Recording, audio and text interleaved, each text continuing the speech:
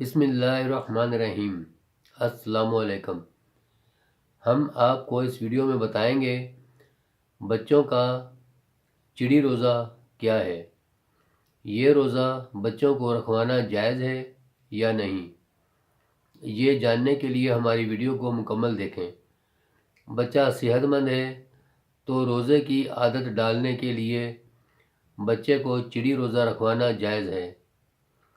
چڑی روزہ کا مطلب یہ ہے کہ بچہ جب تک روزہ برداشت کرے، بھوک برداشت کرے، اور جب اس کو بھوک لگے تو وہ کھانا کھا لے تو کوئی گناہ نہیں۔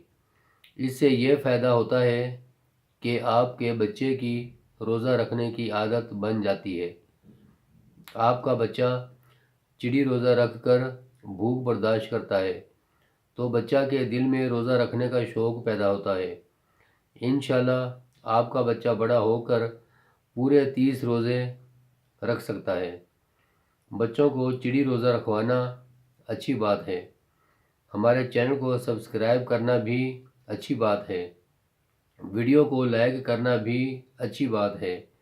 ویڈیو کو شیئر کرنا بھی بہت اچھی بات ہے۔